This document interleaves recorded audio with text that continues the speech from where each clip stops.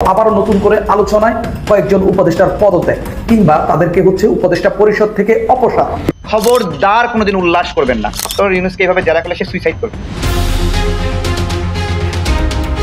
এদিকে দেশের মধ্যে অনেকের পদত্যাগের বিষয়ে আবারও দেশ তোলপাড় হয়েছে। দেশের পরিস্থিতি ভয়াবহ হওয়াতে জাতিসংঘ কঠিন বার্তা দিয়েছে। অন্যদিকে দেশে ক্ষমতার পালাবদলও হচ্ছে। সবকিছুই আপনারা দেখতে পারবেন এই সম্পূর্ণ প্রতিবেদনটিতে। আরে ভাই, হাতি খাদে পড়ছে দেখা চামচিকা লাথি দিবে বুঝলাম, এখন সবাই মিলাই লাথি দিবেন, চামচিকা হয়ে গেলেন সবাই। আওয়ামী লীগের এখন খারাপ টাইম, তো এই কথাটা বিশ্বাস করবে, যার জন্য এই কথাটা মার্কেটে ছড়াইয়া দেওয়া হয়েছে। সরকারের তরফ থেকে এমন কোন সিদ্ধান্ত নেয় নাই। মৌলানা সাহেব প্রত্যেকদিন দোয়া করে বলে, হে আল্লাহ ইউনূস সাহেবকে অনন্তকাল বাঁচায় রাখো যাতে কোনোদিন ইলেকশন না। এই মুহূর্তে সরকার কেন এটা করলো? এটা কি বিএনপির নির্বাচন দাবির সাথে কোনো সম্পৃক্ততা আছে কিনা? ডক্টর ইউনূস সাহেবের পরিপক্কতার অভাব, সেটা হলো উনি ছাত্রদের নিয়োগকর্তা হিসেবে নিজেকে মনে করে। বাংলাদেশ জাতীয়তাবাদী দল এখন পর্যন্ত শান্তশিষ্ট সুন্দরভাবে রাখছে দেখে দেশটা ভালো আছে। বিএনপি এটা বলছে এই কারণে, কারণ বিএনপি বর্তমান সরকারে যারা আছে তাদের কিছু অ্যাক্টিভিটিস দেখে তারা কিন্তু সরকারের প্রতি আস্থা রাখতে পারছে না। যদি আগে হয় সেক্ষেত্রে কিন্তু ওই সুযোগটা থাকছে যে আপনি একটা সক্ষমতাকে যাচাই করা।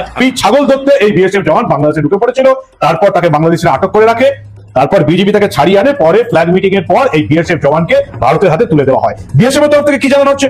বিএসএফ এর তরফ থেকে জানানো হচ্ছে যে ভারত বাংলাদেশ সীমান্তবর্তী এলাকায় একটা রাখাল ভারতীয় সীমান্তে ঢুকে পড়ে, সে সময় দায়িত্বে থাকা বিএসএফ জওয়ান তাকে ধাওয়া করে, কেন বেআইনিভাবে ভারতে অনুপ্রবেশ করছে প্রশ্ন করে। প্রফেসর ইউনূসের মুসলিম পরিচয় অস্বীকার করে বিএনপি নেতা বরকতুল্লাহ বুলবাসকে কইছেন অধ্যাপক মোহাম্মদ ইউনূস নাকি একজন ক্যাথলিক খ্রিস্টান। আওয়ামী লীগ হাসিনা প্রফেসর ইউনূসের বিরুদ্ধে নানা কুৎসা রটনা করেছে, কিন্তু কখনো এই লেভেলে ক্যাম্পেইন করে তাদেরকে। তার মানে তিনি দুধ ভাত ভাবেন, মানে বিএনপির নেতৃবৃন্দ আসবে, উনি শুনবেন, উনি একটা দেয়ালের মতো থাকবেন, সেই যে কোনো রাজনৈতিক ব্যক্তিত্বের বা রাজনৈতিক দলের যে কোনো দাবি সেই দেয়ালে বাড়ি খাবে, আবার ফিরে যাবে, কিন্তু তিনি কোনো জবাব দেবেন না, কোনো প্রতিক্রিয়া দেখাবেন না। তিনি কথা বলবেন, মন খুলে কথা বলবেন কার সাথে?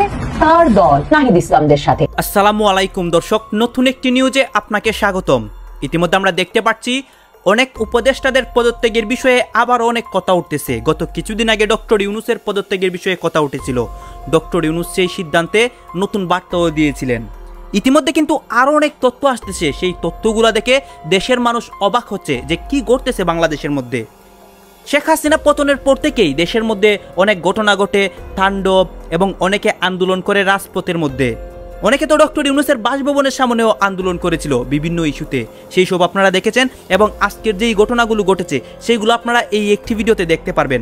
দেশের মধ্যে যে যে আপডেট ঘটনাগুলো ঘটেছে সেইগুলো আমরা কালেক্ট করে এই একটি ভিডিওর মাধ্যমে আপনাদেরকে দেখাবো। আপনারা সম্পূর্ণ ভিডিওটি ধারাবাহিকলি কন্টিনিউ করবেন। সর্বশেষ ডক্টর ইউনূস কি বলেন, বা উপদেষ্টাদের কি হয়, সার্জিস হাসনাত তাদের কি হয়, এবং দেশ কোন জায়গায় গিয়ে দাঁড়ায়। আসুন আমরা কথা বলাচ্ছি না, আমরা সরাসরি ভিডিওর মূল আলোচনায় চলে যাচ্ছি। আবারও নতুন করে আলোচনায় কয়েকজন উপদেষ্টার পদত্যাগ কিংবা তাদেরকে উপদেষ্টা পরিষদ থেকে অপসারণ।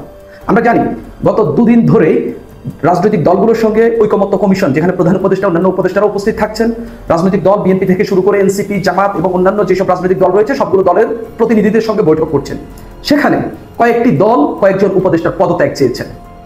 এখন প্রশ্ন হচ্ছে তারা কারা কারা, এবং এই দলগুলো যে পদত্যাগ চাচ্ছে প্রধান উপদেষ্টা কি তাদেরকে অপসারণ করবেন কিনা। আমরা জানি কিছুদিন আগে যখন প্রধান উপদেষ্টার এই পদত্যাগ করবেন এটা নিয়ে যখন নানান নাটকীয়তা চলছিল, এরকম গুঞ্জন চলছিল, হিসাব নিকাশ চলছিল, কথাবার্তা চলছিল, এর কিছু সময় আগে বিএনপির পক্ষ থেকে দুজন উপদেষ্টার পদত্যাগ চাওয়া হয়েছিল। পরবর্তীতে এনসিপি বিএনপি ঘেঁষা অভিযোগ করে তিনজন উপদেষ্টার পদত্যাগ চেয়েছেন। তাদের মধ্যে তারা তিনজন হলেন আসিফ নজরুল, ওয়াহিদউদ্দিন মাহমুদ চৌধুরী, তারপরে সালেউদ্দিন আহমেদ। আর বিএনপি চেয়েছে আসিফ মাহমুদ, সজীব ভুঁইয়া এবং মাহফুজ আলম, যারা এনসিপি এবং এনসিপি যে দলটি গঠিত হয়েছে এই দলটির যেই আন্দোলনের মধ্য দিয়ে তারা এসেছে তাদের সঙ্গে আন্দোলন করেছে, এরকম অভিযোগ বিএনপির। এখন নতুন করে সেই বিষয়, সেই পদত্যাগের যে আলাপ সেটা মোটামুটি, বা অপসারণের যে আলাপ সেটা মোটামুটি কিছুটা ধামাচাপা হয়েছে। এখন নতুন করে যে ঐকমত্য কমিশনের যে নতুন করে বৈঠক হচ্ছে সেখানে আবার নতুন করে আলাপ হচ্ছে, প্রস্তাব দেওয়া হচ্ছে উপদেষ্টা পরিষদ পুনর্গঠনের, যার মধ্য দিয়ে যাদের বিরুদ্ধে অভিযোগ রয়েছে স্পষ্টত তাদের কিছু জনকে বাদ দেওয়ার কথা বলা হচ্ছে। আমরা জানি প্রধান উপদেষ্টা যখন পদত্যাগের বিষয়টাকে কেন্দ্র করে যখন নানান নাটকীয়তা চলছিল তখন মানবজমিন একটা রিপোর্ট করেছিল যে অন্তত 4 জন ভেতরে 3 জন বাহিরে, এমন 7 জন ব্যক্তি প্রধান উপদেষ্টাকে এমন কুপরামর্শ দিচ্ছে যার কারণে তিনি আসলে ঠিকভাবে কাজ করতে পারছেন না এবং তিনি ঠিকভাবে দলগুলোর সঙ্গে ঐকমত্য ধরে রাখতে পারছেন না। আমরা দেখলাম সেই নাটকীয়তার পর সেখান থেকেও কাউকে বাদ দেওয়া হয়নি। পরবর্তীতে বিএনপি যে দাবি করেছিল সেখান থেকেও কাউকে বাদ দেওয়া হয়নি। আবার এনসিপি যে দাবি করেছিল সেখান থেকেও কাউকে বাদ দেওয়া হয়নি। এবার কি বাদ দেওয়া হবে? এখন প্রশ্ন হইল এখন নতুন করে কারা এই প্রস্তাবনা তালিকায় রয়েছেন, কোন কোন উপদেষ্টাকে বাদ দেওয়ার কথা বলা হচ্ছে, কাদেরকে বাদ দিয়ে কাদেরকে নিয়ে নতুন করে উপদেষ্টা পরিষদ পুনর্গঠন হবে। তার আগে একটু জানা দরকার যে এই যে উপদেষ্টা পরিষদ এর মধ্যে সবচেয়ে বেশি অভিযোগ কাদের বিরুদ্ধে, এটা একটু জানা দরকার। আমরা জানি এনসিপির সঙ্গে সংশ্লিষ্টতা থাকার জোরালো সম্ভাবনা রয়েছে আসিফ মাহমুদ সজীব ভুঁইয়া এবং মাহফুজ আলমের, কারণ তারা একসঙ্গে রাজনীতি করেছে, একসঙ্গে রাজনীতি করে একটা বড় আন্দোলন করেছে যেটা অভ্যুত্থানের রূপ নিয়েছে, পরবর্তীতে একটা সরকারের পতন হয়েছে, সেখান থেকে তারা সেই আন্দোলনের প্রতিনিধি হিসাবে, ছাত্র প্রতিনিধি হিসাবে, তরুণ প্রতিনিধি হিসাবে, অভ্যুত্থানের নেতৃত্ব দেওয়া যে গোষ্ঠী তাদের প্রতিনিধি হিসাবে তারা হচ্ছে সরকারে গেছে, তারা উপদেষ্টা হয়েছে। আমরা জানি নাহিদ ইসলাম ওইখানে ছিলেন, তিনি পরবর্তীতে বেরিয়ে তিনি ওই দলের প্রধানই হলেন। একদম স্বভাবতই বা একবারে স্বাভাবিকভাবেই তাদের বিরুদ্ধে এরকম অভিযোগ আনা যায়, তাদের যে সাবেক যে যাদের সঙ্গে তারা কাঁধে কাঁধ মিলিয়ে রাজনীতি করেছে তাদের সঙ্গে তাদের এক ধরনের সংশ্লিষ্টতা থাকতে পারে। বিভিন্ন সময় তাদের কথাবার্তাও সেটা ফুটে উঠেছে এবং তাদের যে যোগসাজশ, একে অপরের সঙ্গে যে আলাপ, ওই জায়গায় সমস্যা হলে তারা একজন আরেকজনকে বলেন, আমরা মাহফুজ ভাইকে বলেছি, আমরা আসিফকে বলেছি সেখানে যাওয়ার জন্য, এরকম কথাবার্তাতেই বোঝা যায় যে হচ্ছে এদের মধ্যে এক ধরনের আলাপ জুলাপ রয়েছে, এক ধরনের একে অন্যকে সমর্থন দেওয়ার বিষয়টা রয়েছে। সেই জায়গা থেকে তাদের বিরুদ্ধে গুরুতর অভিযোগ রয়েছে। এরকম এনসিপি স্বাভাবিকভাবেই এনসিপি হচ্ছে তিনজনের বিরুদ্ধে অভিযোগ করেছে, সালাউদ্দিন আহমেদ, আসিফ নজরুল এবং ওয়াহিদুদ্দিন মাহমুদ চৌধুরী। আমরা তাদের এমন কোনো কাণ্ড দেখিনি যেটা আসলে আপনি বিএনপি ঘেঁষা বলবেন। এই অভ্যুত্থানের ফলস্বরূপ, এই অভ্যুত্থানে নিজের ভূমিকা দিয়ে এই উপদেষ্টা পরিষদে এসেছেন আসিফ নজরুল, ওয়াহিদুদ্দিন মাহমুদ চৌধুরী, তারপরে সালাউদ্দিন আহমেদ তাদের যোগ্যতার বলে এসেছেন। তারা কতটুকু কি কাজ করছেন সেটা সমালোচনা হইতে পারে, তবে তারা যে বিএনপি ঘেঁষা না, তারা যে বিএনপির পারপাস সার্ভ করতেছে না, এটা একেবারে স্পষ্ট। হাতি খাদে পড়ছে দেখা চামচিকা লাথি দিবে বুঝলাম, এখন সবাই মিলাই লাথি দিবেন, চামচিকা হয়ে গেলেন সবাই। এটা কোনো কথা? আসলে হয়েছে কি জানেন, আওয়ামী লীগের এখন খারাপ টাইম, তো এই কথাটা বিশ্বাস করবে, যার জন্য এই কথাটা মার্কেটে ছড়াইয়া দেওয়া হয়েছে। সরকারের তরফ থেকে এমন কোন সিদ্ধান্ত নেয় নাই, টোটালটাই ভুয়া নিউজ। স্বাধীনতার সময় যে মুজিবনগর ছিল, মুজিবনগরের সবাই ভাই মুক্তিযোদ্ধা এবং বঙ্গবন্ধু শুদ্ধ মুক্তিযোদ্ধা। এখানে সহকারী মুক্তিযোদ্ধা কারা? ওই যে মুজিবনগরের মনে করেন চা খাওয়াইছে কর্মচারী, পিয়ন, এদেরকে সহযোগী মানে সহকারী মুক্তিযোদ্ধা বানাইছে। এবং মেইন মুক্তিযোদ্ধা, সহকারী মুক্তিযোদ্ধা সম্মান কিন্তু সমান, এখানে ছোট বড় কাউকে করা হয় নাই। কিন্তু এটা কেন প্রয়োজন হলো? প্রয়োজন হয়েছে এই জন্য ভাই, 80 থেকে 90 হাজার ভুয়া মুক্তিযোদ্ধা এই দেশে আছে। আর এটা এমন কিছু না যে নতুন কিছু করছে। 72-এর সংবিধানে আপনারা যান, ওইখানে দেখবেন কারা কারা মুক্তিযোদ্ধা হইতে পারবে, কারা কারা হইতে পারবে না, সমস্ত কিছু লেখা আছে। কিন্তু 18 সালে আর এই 22 সালে বঙ্গবন্ধুর কন্যা শেখ হাসিনা, আমাদের প্রাক্তন প্রধানমন্ত্রী শেখ হাসিনা এগুলা চেঞ্জ করছেন। চেঞ্জ কইরা বহুত মুক্তিযোদ্ধা ঢুকানো হয়েছে, ভুয়া মুক্তিযোদ্ধা ভাই। এমনও মুক্তিযোদ্ধা আছে 71 সালে তার বয়স ছিল 5 কি 6, এমন মুক্তিযোদ্ধা আছে সরকারি ভাতা নিতেছে, সরকারি টাকা অপচয় করতেছে। এইসব ভুয়া মুক্তিযোদ্ধাদেরকে আলাদা করার জন্য, মানে দুধ থেকে পানি আলাদা করার জন্য একটা আইন পাস করছে, একটা গেজেট পাস করছে। গতকাল মিডনাইটে এটা প্রচার হয়েছে, ওইটা নিয়ে একটা গুজব ছড়ায় দিয়া এমন একটা জায়গায় নিয়ে আসছে ভাই, প্রথম যখন আমি দেখছি আমারও তো ভাই মিজাজ খারাপ হয়ে গেছে। হ্যাঁ, বঙ্গবন্ধুকে নিয়ে আপনারা অনেক সমালোচনা করতে পারেন, কিন্তু বঙ্গবন্ধুর ডাকেই এই দেশ স্বাধীন হয়েছে, এটা স্বীকার যাইতে হবে। আরেকজনের নাম সামনে আনতে হবে, শহীদ জিয়াউর রহমান, প্রেসিডেন্ট জিয়াউর রহমান। এই যে সানগ্লাস, আমার মতো সানগ্লাস পরতো, উনি যখন আসলো, উনি যে স্বাধীনতার ঘোষক এটা আমরা জানতাম, কিন্তু এটা নিয়ে খুব একটা আলোচনা হইতো না কোথাও। কিন্তু উনি যখন ক্ষমতায় আসলো, ক্ষমতায় আইসা একটা কিংস পার্টি বানাইলো বিএনপি নামে, এবং এই দলে বিভিন্ন দল থেকে সেরা সেরা মানুষগুলোকে বাছাই করে নিয়ে আসলো, এবং অরাজনৈতিক কিছু মানুষও এই দলে নিয়ে আসলো, এবং সুন্দর একটা দল গঠন করলো। আর উনি পপুলার হইলেন কখন জানেন? যখন কোদাল হাতে গ্রামে চলে গেলেন এবং মাটি কাটা শুরু করলেন, এরকম একটা গেঞ্জি পরা, প্যান্ট ইন করানো, জিন্সের প্যান্ট, ভাই উনি মানুষকে পাগল বানায় ফেলাইলেন। এই দেশের ইয়াং জেনারেশন, ছেলে মেয়ে সবাই উনার ভক্ত হয়ে গেল, আমি সুদ্ধা উনার ভক্ত হয়ে গেলাম। কিন্তু সেই জিয়াউর রহমানের আদর্শ এখন কি আছে? না, এখন নাই। এখন আপনি খুঁজা দেখেন, আপনি দূরবীন দিয়ে খুঁজলো একজন জিয়াউর রহমানের মতো কাউকে পাবেন না, উনার আদর্শের মানুষজন পাবেন না। উনার আদর্শ কি ছিল? উনি কিন্তু দেখেন এই যে শেখ রেহানা, শেখ হাসিনা, উনাদেরকে ভারত থেকে নিয়ে আসছিলেন এই জিয়াউর রহমান, কারণ উনি চাইতেন সবাই মিলে রাজনীতি করবে। উনি কিন্তু সুযোগ করে দিয়েছিলেন এই জামাতে ইসলামকে রাজনীতি করার, উনি কিন্তু প্রত্যেকটা দলকে সুযোগ করে দিয়েছিলেন। এই দলগুলো নিষিদ্ধ ছিল, প্রতিটি দল নিষিদ্ধ ছিল, এমনকি আওয়ামী লীগও নিষিদ্ধ ছিল বাকশালের কাছে। হ্যাঁ, বাকশাল নামে যে দলটা গঠন করছিল শেখ মুজিবুর রহমান, ওই একটি দল ছিল, আর সব দলকে নিষিদ্ধ করে দেওয়া হয়েছিল।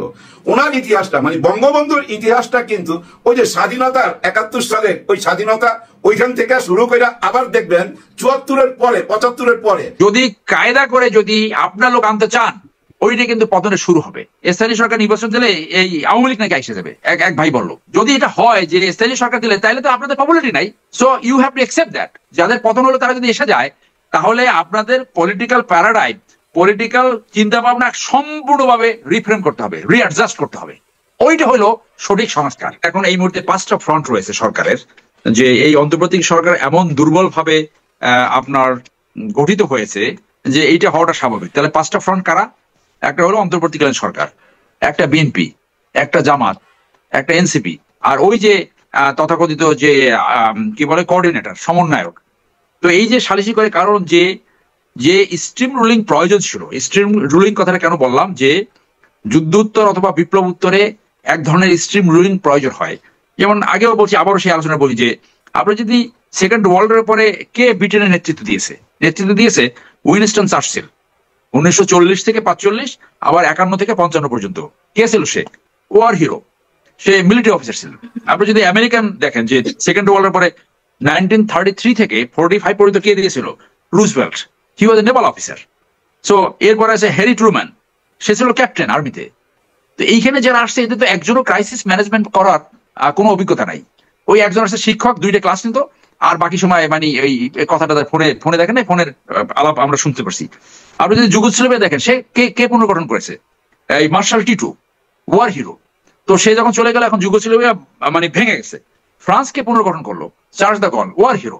দক্ষিণ কোরিয়াকে গণতন্ত্রে কে আনলো? পাক সো হি। আমাদের দুর্ভাগ্য হলো যে যারা এই নির্বাচনে এত ত্বরান্বিত করছে, তারা কি মানুষকে কোনো গ্যারান্টি দিতে পারবে? আমি তো 2018 সালে বিএনপি থেকে নমিনেশন পেয়েছিলাম। আমার জাতীয়তাবাদের ধ্যান ধারণা, লালন পালন, চর্চা করি, বাংলাদেশি জাতীয়তাবাদ। তো সেইখানে যদি নির্বাচনী সরকার একমাত্র সমাধান হয়, তাহলে প্রতিবার একটা পতন হয়। কেন? নির্বাচনে সরকারই পতন হয়। তার মানে কি? সবচেয়ে বড় সংস্কার দরকার রাজনৈতিক দলের ভিতরে। যে বঙ্গবন্ধু শেখ মুজিবুর রহমান, তাজউদ্দিন আহমেদ, সৈয়দ নজরুল ইসলাম, এরা নাকি আর মুক্তিযোদ্ধা থাকছেন না, সহযোগী মুক্তিযোদ্ধা হয়ে যাচ্ছেন। তো কথাটা শুনে আমার কাছে আমি একটু বিস্মিত হলাম যে এটি কিভাবে সম্ভব। আমার কাছে প্রথম যেটা মনে হলো, যে বঙ্গবন্ধু অথবা তাজউদ্দিন আহমেদ কিংবা সৈয়দ নজরুল ইসলাম, এদেরকে আপনি মুক্তিযোদ্ধা নামে অভিহিত করবেন কি করবেন না, সে আলোচনার পূর্বে আমার প্রশ্ন হচ্ছে, এই ডেফিনেশন চেঞ্জ করাটা এই মুহূর্তে জরুরি কেন? ওনারা মনে করেন না? আমি তো অনেক শুনেছি, এই উপদেষ্টা যখন নাহিদ ইসলাম ছিলেন, উনি স্পষ্ট বলেছেন উনি বঙ্গবন্ধুকে জাতির পিতা মানেন না। তা মানেন না, এটা ওনার ইচ্ছা, উনি নাও মানতে পারেন। আমাদের সংবিধান মানতে হয়। তোরার বিরুদ্ধে সংবিধান বিরুদ্ধে কোনো মামলা তো হয়নি। আরেক উপদেষ্টা মাহফুজ আলম শপথ নেওয়ার 10 মিনিটের মধ্যে বললেন যে বঙ্গভবন থেকে বঙ্গবন্ধু ছবি নামাতে হবে, ওইটাও সংবিধান বিরোধী কাজ, তুমি করলেন। আমাদের এখানে যারা সংবিধানের রক্ষক হিসেবে যারা আছেন, আমরা জানি সংবিধানের রক্ষক হলো আদালত, supreme court, high court, supreme court হলো সংবিধানের রক্ষক। আমাদের যারা রক্ষক আছেন, এদের মেরুদণ্ড আদৌ আছে কিনা আমি জানি না। তারা তো প্রশ্ন করতে পারতেন। যতক্ষণ পর্যন্ত আপনি সংবিধানটাকে বাতিল না করবেন, স্থগিত না করবেন, ততক্ষণ পর্যন্ত সংবিধানের প্রত্যেকটা জিনিস আপনাকে মানতে হবে। আমি দেখিনি কোনো বিচারকের সেই মেরুদণ্ড আছে, তারা সংবিধানের রক্ষক হয়ে বসে আছেন। আমাদের সংবিধানে এখনো যা আছে, সেই সংবিধানে কিন্তু এগুলো আছে যে যারা সংবিধানই মানে না, তাদের দ্বারা যে কোনো কিছু করা সম্ভব। তারা যদি কালকে ঘোষণা করে দেয়, এই দেশের জাতির পিতা গোলাম আজম যদি ঘোষণা করে দেয় যে সমস্ত লোককে যুদ্ধ অপরাধের মামলায় অথবা মানবতা বিরোধী মামলায় ফাঁসি দেওয়া হয়েছে, তারা সবাই বিরুদ্ধ, যদি ঘোষণা দিয়ে দেয়, প্রতিবাদ করার কেউ নেই তো। সেই বিচারটাও তো ঠিক হয় না, আমি কিন্তু অস্বীকার করি না। যে মানবতা বিরোধী মামলা যেটা হয়েছে, যে বিচার হয়েছে, এই বিচারে অনেক ঘাটতি আছে, সেটা নিয়ে আপনি আলোচনা করেন, আমার কোনো আপত্তি নেই। কিন্তু তাদের যুদ্ধ অপরাধ যদি কিছু থেকে থাকে, সেটাকে অস্বীকার করার তো কোনো নাই, যুক্তি নাই। কিন্তু এটাও হতে পারে, এখন কোনো কিছু করার নেই। কারণ এখন একটা মানবতা বিরোধী একটা ট্রাইব্যুনাল আছে, এই ট্রাইব্যুনালে যিনি চিফ প্রসিকিউটর, উনি কিন্তু ওনাদের পক্ষের উকিল ছিলেন। তো বাংলাদেশে এটা হচ্ছে, এটা হওয়া সম্ভব। কারণ এখন মানে যারা নাকি 71-এ পরাজিত, তারাই এখন বিজয়ী, তারা এখন বিজয়ী ভাবে দেশের নানা ধরনের কথাবার্তা বলছেন। যাক, সেটা অন্য প্রসঙ্গ, ওই প্রসঙ্গে বেশি দূর যাবো না। কিন্তু আমি ওই প্রশ্নটাই করছি যে এই মুহূর্তের সংজ্ঞাটা পরিবর্তনের প্রয়োজনটা দেখা দিল কেন? এটা কি খুব জরুরি কাজ? সংস্কারের জন্য এটা খুব জরুরি কাজ। তাদেরকে তার মানে তিনি দুধ ভাত ভাবেন, মানে বিএনপির নেতৃবৃন্দ আসবে, উনি শুনবেন, উনি একটা দেয়ালের মতো থাকবেন, সেই যে কোনো রাজনৈতিক ব্যক্তিত্বের বা রাজনৈতিক দলের যে কোনো দাবি সেই দেয়ালে বাড়ি খাবে, আবার ফিরে যাবে, কিন্তু তিনি কোনো জবাব দেবেন না, কোনো প্রতিক্রিয়া দেখাবেন না। তিনি কথা বলবেন, মন খুলে কথা বলবেন কার সাথে? তার দল, যাদেরকে তিনি তার নিয়োগকর্তা বলেন, নাহিদ ইসলামদের সাথে। বাংলাদেশে ডক্টর মোহাম্মদ ইউনূসের অন্তর্বর্তীকালীন সরকার যে শুধু সংস্কার খেলাই চালিয়ে যাচ্ছে না, এর পাশাপাশি তারা দারুণ সাফল্যের সঙ্গে 10 মাস ধরে সংলাপ খেলাও চালাচ্ছে, তা রাজনৈতিক দলগুলোর এক সমাবেশে একদম স্পষ্টভাবে বেরিয়ে এসেছে। গণ অধিকার পরিষদ মানে ভিপি নুরুল হক নুরুর দল, গণ অধিকার পরিষদ সমমনা রাজনৈতিক দলগুলোকে নিয়ে গণহত্যার বিচার, সংস্কার, নির্বাচনের রোডম্যাপ নামে এক আলোচনা অনুষ্ঠানের আয়োজন করেছিল, যেখানে বিএনপি, মাহমুদুর রহমান মান্না, আন্দালিব রহমান পার্থর মতো সমমনা সব নেতারা জড়ো হয়েছিলেন। সেখানে এক একজন এমন ভাবে মন খুলে কথা বলেছেন যে তাতে স্পষ্ট হয়ে গেছে এই সংলাপ নাটক করতে করতে তরুণ প্রবীণ সব নেতারা মহা বিরক্ত। দেখুন, মাহমুদুর রহমান মান্না করেছেন সবচেয়ে বিস্ফোরক মন্তব্যটি। তিনি বলেছেন ডক্টর মোহাম্মদ ইউনূস এমনকি তার সঙ্গে মুখোমুখি আলোচনাতেও কোনো জবাবদিহিতা করেন না বা কোনো প্রশ্নের উত্তর দেন না, কোনো মন্তব্যও করেন না। তিনি শুধু মিষ্টি হাসি দেন, আর না হলে নীরবে বিদায় করে দেন। মানে আপনি ভাবুন, ডক্টর মোহাম্মদ ইউনূস তার মানে এই প্রবীণ রাজনৈতিক নেতাদেরকে জড়ো করে এমন একটা উচ্চাসনে নিজেকে বসিয়ে রাখেন, যে উচ্চাসনে তিনি রাজনৈতিক ব্যক্তিত্বদের, রাজনৈতিক নেতৃবৃন্দকে বাংলাদেশে কথা বলার যোগ্য মনে করেন না। আপনারা এই কথা তো জানেনই, মানে বাংলাদেশের সাংবাদিক হিসেবে হয়তো এই নিয়ে আমাদের অভিমান ক্ষোভ একটু বেশি থাকতে পারে। মানে ডক্টর মোহাম্মদ ইউনূস কখনো বাংলাদেশের সংবাদ মাধ্যমের সঙ্গে কথা বলেন না, তাদেরকে যোগ্য মনে করেন না, এটা তো আমরা জানতামই। এবং সে কারণে আমার মনে বরাবর একটা সন্দেহ ছিল যে এই যে ডক্টর মোহাম্মদ ইউনূসের সঙ্গে রাজনৈতিক নেতৃবৃন্দ বেরিয়ে আসেন আলোচনা শেষে, এবং আলোচনা শেষে বেরিয়ে এসে উনি কি বলেছেন সে প্রসঙ্গে, মানে ধরেন ডিসেম্বরের নির্বাচন নিয়ে উনি কি বলেছেন, জুনের নির্বাচন নিয়ে উনি কি বলেছেন, যা সব দাবি দাওয়া নিয়ে রাজনৈতিক নেতৃবৃন্দ ঢুকছেন সে প্রসঙ্গে ডক্টর মোহাম্মদ ইউনূস কি বলছেন, তা যখন আমরা কখনো জানতে পারি না, মানে জানবার জন্য অপেক্ষা করতে হয় যে তার প্রেস উইং একসাথে দলবল নিয়ে বসে আমাদেরকে জানাবে, একটা বার্তার মতো দেবেন, যারা আলোচনা করতে যান তাদের কাছ থেকে যখন আমরা তার প্রতিক্রিয়া, ডক্টর মোহাম্মদ ইউনূসের কোনো প্রতিক্রিয়া জানতে পারি না, তখন থেকে আমার সন্দেহ হতো যে ডক্টর মোহাম্মদ ইউনূস বাংলাদেশের সংবাদ মাধ্যমকে যেমন তার এত দশকে কখনো কথা বলার যোগ্য মনে করেননি, এখন তিনি যখন সরকার প্রধানের দায়িত্ব নিয়েছেন তিনি সম্ভবত রাজনৈতিক নেতৃবৃন্দকেও আলাপ আলোচনার যোগ্য মনে করছেন না। এই বিশ্বাস আমার একেবারে পাকাপোক্ত হয় যখন এপ্রিলের মাঝামাঝি মির্জা ফখরুল ইসলাম আলমগীরের নেতৃত্বে বিএনপির স্থায়ী কমিটির প্রবীণ সদস্যরা, শীর্ষস্থানীয় বিএনপি নেতৃবৃন্দ ডক্টর মোহাম্মদ ইউনূসের সঙ্গে সাক্ষাৎ করতে চান। ডিসেম্বরে তারা নির্বাচন চান, এটি প্রথম আনুষ্ঠানিকভাবে সরাসরি মুখোমুখি প্রধান উপদেষ্টাকে জানাতে। আপনারা যারা নিবিড়ভাবে বাংলাদেশের রাজনীতি পর্যবেক্ষণ করছেন তারা জানেন এপ্রিলের 16 তারিখ সম্ভবত সেই সভার আগে বিএনপি কিন্তু বলে আসছিল কয়েক সপ্তাহ ধরেই যে তারা প্রধান উপদেষ্টার সঙ্গে সরাসরি দেখা করতে চায় এবং সরাসরি দেখা করে জানাতে চায় যে কেন তারা ডিসেম্বরে নির্বাচন চাইছে। ডক্টর মোহাম্মদ ইউনূসের সঙ্গে সেই সাক্ষাতে গিয়ে খুবই আশাবাদী, অত্যন্ত উৎফুল্ল মির্জা ফখরুল ইসলাম আলমগীর ফেসবুকে এই বলেও স্ট্যাটাস দেন যে ইউনাইটেড উই স্ট্যান্ড, মানে দেশের জন্য আমরা ঐক্যবদ্ধ আছি।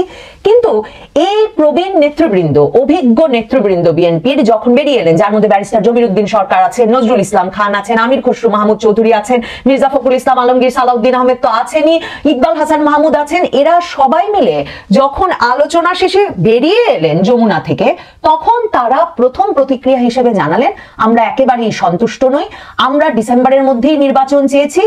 কিন্তু কি শুনলেন তারা প্রতিক্রিয়া হিসেবে ডক্টর মোহাম্মদ ইউনূসের কাছে? কারণ সারা বাংলাদেশ তখন জানতো যে বিএনপি যাচ্ছে ডক্টর মোহাম্মদ ইউনূসের কাছে তাদের ডিসেম্বরের নির্বাচনের দাবি নিয়ে। কি বললেন প্রতিক্রিয়ায় ডক্টর মোহাম্মদ ইউনূস? তার কোনো জবাব যখন মির্জা ফখরুল ইসলাম আলমগীরের কাছ থেকে এলো না, তখনই আমার মনে সেই সন্দেহ একদম দৃঢ় হলো। আমি নবনীতা চৌধুরীর বয়ানেও বলেছি যে তিনি আসলে কোনো কথা বলেন না, মানে তিনি একজন উচ্চাসনে বসা এমন ব্যক্তিত্ব যে তিনি আসলে এই সামান্য আবদার বা ভক্তবৃন্দের কিংবা আমি জানি না মানে প্রার্থনারত ব্যক্তিবৃন্দের নানা রকম দাবি আবদার শুধু শোনেন, কিন্তু তিনি তখনই কোনো বর বা কোনো উপহার বা কোনো প্রতিদান সাথে সাথে নিশ্চিত করেন না, বা তিনি আসলে কোনো প্রতিক্রিয়া দেখান না। আসিফ বলল, নাহিদ বলল, গানটা খেয়াল আছে, বঙ্গোপসাগরে ভাইসা গেলে এবার মেহর ইশাক নিজেই বিপদে পড়বেন।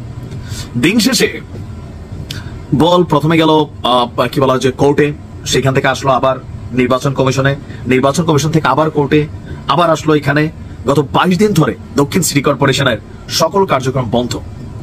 মেয়র ইশরাক বলছিল যে 2 মিনিট লাগবে, 2 মিনিট, আপনি যদি শপথ না পড়েন তাহলে আমি নিজে পড়া বৈশা যেতে পারি, but I respect you sir. কিন্তু দিন শেষে গতকালকে নির্বাচন কমিশন যে বক্তব্য দিয়েছে, এখন সোজা বলটা চলে গেছে উপদেষ্টা আসিফ মাহমুদের কোর্টে। এখন পরিস্থিতি কোন দিকে যাবে? দর্শক, নির্বাচন কমিশনার আবুল ফজল মোহাম্মদ সানাউল্লাহ বলছেন, দক্ষিণ সিটি কর্পোরেশনের মেয়র হিসাবে ইশরাক হোসেনকে শপথ পড়ানোর বিষয়টি সিদ্ধান্ত নেবে স্থানীয় সরকার মন্ত্রণালয়। মানে কার? উপদেষ্টা আসিফের যে মন্ত্রণালয়, স্থানীয় সরকার মন্ত্রণালয়। এখন আসিফের অবস্থান কি? তিনি বলছেন বিষয়টা আইন টেন ঘুরে আবার ওনার কাছে আসছে। ইভেন এ নিয়ে এনসিপির অবস্থান কি, এটা তো একদম স্পষ্ট। আর আসিফের ছবিতে মানে ইশরাকের সমর্থকরা যেভাবে জুতার মালা টালা দিছিল, কুশপুত্তলিকা দাহনা কি বলা হয়, এরকম করছিল। এখন সিচুয়েশনটা কোথায় গেছে? মেয়র ইশরাক কি ঝুঁকবেন? এখন ঝুঁকার বিষয়টা এখানে আমি নিজেও বুঝতেছি না যে কোন দিকে যাবে। মানে উপদেষ্টা আসিফ মেয়র ইশরাককে শপথ পড়াচ্ছে, বিষয়টা দেখতে একটা ভালো লাগার বিষয়। এখন দুইটা পক্ষ টোটালি মুখোমুখি। দর্শক, গতকালকে আপনার নির্বাচন ভবনে ষষ্ঠ কমিশন বৈঠকের পর সাংবাদিকদের উদ্দেশ্যে যে বক্তব্য ইসি সানাউল্লাহর, যে ডিএসসিসি নির্বাচন নিয়ে আপিল বিভাগের পর্যবেক্ষণ বিশদভাবে দেখেছি, আমরা রেফারেন্স গুলো দেখেছি। আমরা মনে করি গ্যাজেট প্রকাশ করার মধ্য দিয়ে ইলেকশন কমিশন, নির্বাচন কমিশন তার কাজটা শেষ করে ফেলেছে। এর আগে আপনার নির্বাচন কমিশন জানিয়েছিল যে ইশরাক হোসেনকে মেয়র ঘোষণার বিষয়ে আদালতের পর্যবেক্ষণ এবং নির্দেশনা হাতে পেলে সে অনুযায়ী তারা ব্যবস্থা নেবে। এখন নির্দেশনার কপি হাতে পেয়ে আবার আমাদের নির্বাচন কমিশনের এই ইসি সাহেব তিনি আবার দিলেন নতুন তথ্য। তো এখন এই নির্বাচন নিয়ে যে অবস্থা চলছে আমরা যদি দেখি, এখন বিভিন্ন কারণে আইনি জটিলতায় সামনে আসায় তাকে এখনো শপথ পড়ানি স্থানীয় সরকার বিভাগ। শপথ কি পড়বেন? তবে আমার কাছে টোটাল সার্কামস্টেন্সেস যেটা মনে হচ্ছে, উপদেষ্টা আসিফের মন্ত্রণালয় থেকে মেয়র ইশরাকের শপথ পড়ানো হবে না। এটা সামাও আমরা সরকারি যে আইনজীবী ছিল যে বক্তব্য শুনেছি এই নির্বাচন নিয়ে ইশরাকের অবস্থান, ইভেন বিভিন্ন বক্তব্য এখানে লম্বা চড়া হয়ে যাবে। টোটাল বিষয়কে পর্যালোচনা করলে এ টু জেড মিলিয়া মেয়র পদে ইশরাক আর বসতে পারছেন না। গতকাল দিনভর তীব্র আলোচনা, বিতর্ক, সমালোচনা চলেছে একটা অধ্যাদেশকে কেন্দ্র করে, জাতীয় মুক্তিযোদ্ধা কাউন্সিল অধ্যাদেশ, যেটা এই সরকারের আমলে জারি করা হলো। এবং সেখানে বেশি বিতর্ক যেটা নিয়ে হয়েছে সেটা হচ্ছে মুক্তিযোদ্ধার সংজ্ঞা। এবং সেই মুক্তিযোদ্ধার সংজ্ঞা অনুযায়ী প্রাথমিকভাবে পত্রিকায় রিপোর্ট এসেছিল শেখ মুজিবুর রহমান সহ আরো 400 জনের মুক্তিযোদ্ধার খেতাব বাতিল করা হয়েছে, এরকম একটা তথ্য। এর মধ্যে আমি মনে করি আরো খুব গুরুত্বপূর্ণ একটা ইস্যু ছিল, যেটা আমাদের অনেকে চোখ এড়িয়ে গেছে, নজর এড়িয়ে গেছে। কেউ কেউ আনার চেষ্টা করছেন, জামায়াতের অবস্থান এখানে পুনরুল্লেখ করা হয়েছে বলে বলা হচ্ছে, কিন্তু নতুন যে অধ্যাদেশ তার সাথে আমরা যদি পুরোনোটি তুলনা করি, তাতে আমরা দেখব জামায়াতকে তার 71-এর অপরাধের জন্য এক ধরনের দায় মুক্তি দেওয়া হয়েছে। আমি রিপিট করছি, জামায়াতকে তার 71-এর অপরাধের জন্য এক ধরনের দায় মুক্তি দেওয়ার চেষ্টা আছে নতুন অধ্যাদেশে। সুতরাং জামায়াত এখানে রোল প্লে করেছে কিনা সেই প্রশ্ন আসে, এবং এটা নিয়ে জরুরি ভিত্তিতে কথা বলা দরকার। আমি বরং ফোকাস সেটাই করব। তার আগে মুক্তিযোদ্ধা বিষয়ক যে বিতর্কটা তৈরি হয়েছে সেটা নিয়ে কথা বলি। আসলে এই বিতর্ক খুব ইস্যু না, আমার কাছে রাদার মনে হবে যে এটাকে ভিত্তি করে আমাদের মিডিয়ার, আমাদের পত্রিকার চরিত্র বোঝার চেষ্টা করা দরকার। গতকাল সকালে অনেকের ঘুম ভেঙেছে এই তথ্যটা দেখে। কয়েকটা পত্রিকা একযোগে এই খবরটা দিয়েছে যে শেখ মুজিবুর রহমান সহ 400 জনের মুক্তিযোদ্ধার খেতাব বাতিল করা হয়েছে, তাদেরকে মুক্তিযুদ্ধের সহযোগী হিসাবে আইডেন্টিফাই করা হয়েছে, এরকম একটা নিউজ। আমি সবার আগে একটা থিওরিটিক্যালি বলে, শেখ মুজিবুর রহমান, তাজউদ্দিন আহমেদ এনারা যদি মুক্তিযোদ্ধা না হন তাতে কি আসে যায়? ধরে নিলাম তাত্ত্বিকভাবে তারা মুক্তিযোদ্ধা নন, কারণ মুক্তিযোদ্ধার যে সংজ্ঞায়ন আছে এটারই আলাপ হতে পারে, যিনি আসলে যুদ্ধক্ষেত্রে কাজ করেন তিনিই মুক্তিযোদ্ধা। দর্শক শ্রোতা, আপনারা তো দেখলেন এখানে কি কথা হচ্ছে। অনেকেই কিন্তু অনেক কথা বলতেছে, অনেকে আলোচনা করতেছে, অনেকে সমালোচনা করতেছে। দেশের বিভিন্ন অবস্থা এবং দেশের বিভিন্ন পরিস্থিতি নিয়ে সবাই সবার মন্তব্য প্রকাশ করতেছে, এবং তাদের মন্তব্যগুলো দেখে আমরা অনেক কিছু বুঝতে পারি দেশের মধ্যে কি হচ্ছে এবং দেশের মধ্যে বর্তমান পরিস্থিতিটা ঠিক কোন দিকে যাচ্ছে। দর্শক শ্রোতা, এখানে কিন্তু বিশেষ করে ডক্টর ইউনূসের বিষয়ে কথা হয় এবং উপদেষ্টাদের পদত্যাগের বিষয়ে, আরও অনেকের বিষয়ে। এই বিষয়গুলোর সাথে আপনারা একমত পোষণ করেন নাকি দ্বিমত পোষণ করেন, এইটা আপনারা অবশ্যই কমেন্ট বক্সে লিখে যাবেন। আর তখন আপনাদেরকে আমরা যা কিছু দেখিয়েছি সব কিছু আমরা সোশ্যাল মিডিয়া থেকে সংগ্রহ করেছি, এখানে আমাদের নিজস্ব কোনো মন্তব্য নেই বা নিজস্ব কোনো সিদ্ধান্ত নেই। সর্বশেষে আপনাদের কাছে আমাদের একটা রিকোয়েস্ট থাকবে, আপনারা আমাদের চ্যানেলের নতুন দর্শক হয়ে থাকলে চ্যানেলে সাবস্ক্রাইব করবেন এবং পাশে থাকা বেল বাটনটি বাজাবেন, যাতে করে নেক্সট ভিডিওটা সবার আগে আপনাদের কাছে পৌঁছায়। ধন্যবাদ।